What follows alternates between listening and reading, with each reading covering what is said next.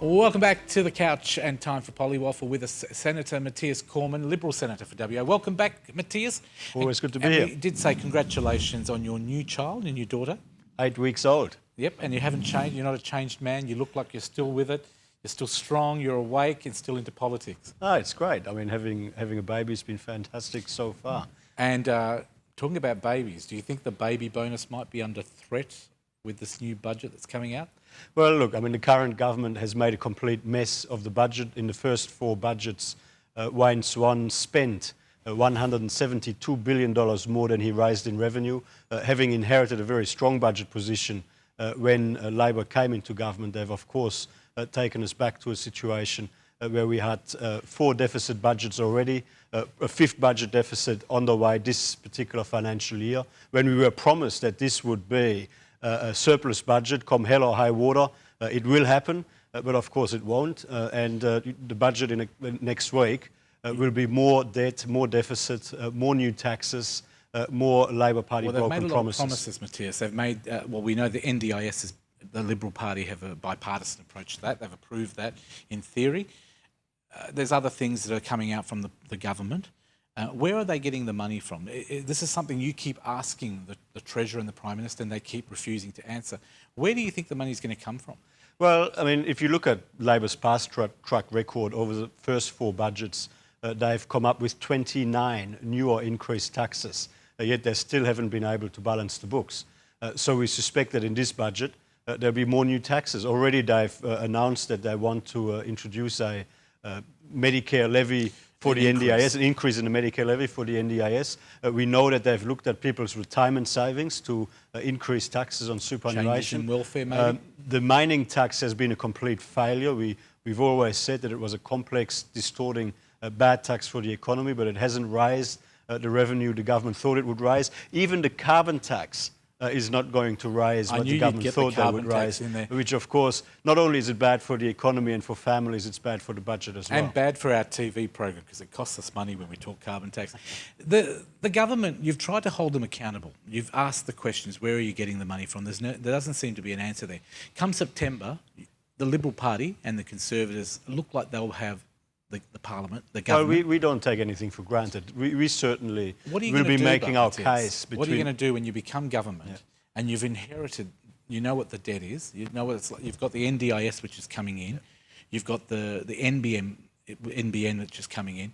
How is the Liberal government going to tackle how are you going to reduce the debt? Well, we will spend money more wisely. I think that people across Australia know intuitively that Labor doesn't know how to manage money, and that after a few years of Labor in government, the Liberal Party and the coalition has got to come in and fix things up. I mean, the first thing we've got to do is get the size of government back under control. Over the last 5 years, we've had more than 20,000 new public servants in Canberra. So what we've said is that we will start shrinking the size of the public service again through natural attrition. For example, the failure to protect our borders properly has meant that there's been a $5 billion blowout just in terms of the cost of processing asylum seekers. There's been waste and mismanagement right across the budget, and of course, through better government, through better management, we'll be able to rein a lot of these expenditures in. Fundamentally, as a government, we want to spend less, we want to live within our means so we can tax less, and then by being more competitive internationally, we'll be able to grow the economy more strongly, which actually then means that we'll be able to generate more revenue for government without the need for all these additional taxes. And to rein in the spending, the government's already saying in their advertising, because we don't have an election campaign at the moment, but it looks like one, they're saying... Well, they're spending a lot of taxpayer money on advertising. They are, but they're also saying that to cover your debt reduction, that the Liberal government will cut back on social welfare, pensions. They'll cut back on things. Can you today tell us the increases that came about because of the carbon tax, the small increases in pensions, will a coalition government wind those back, or will they be safe? Well, we've already said that we will be funding income tax cuts without a carbon tax, and of course we haven't got any plans to cut back pensions whatsoever. So is it a scare campaign? Well, I mean, you'd expect the Labor Party to run a scare campaign. There's a lot of dishonest spin coming out of the government at the moment. The other week, the Prime Minister gave a speech to try and suggest that the reason they've got a budget problem is because revenue supposedly collapsed. The exact opposite is true. Revenue for the government this year is 7.6% higher than last year, $25 billion in additional revenue for the government to spend.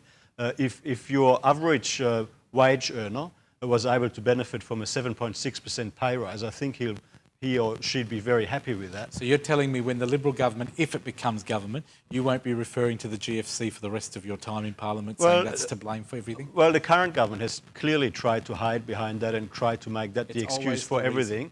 The truth of the matter is that government revenue has continued to grow strongly. This financial year, government revenue is growing by more than 3 times inflation.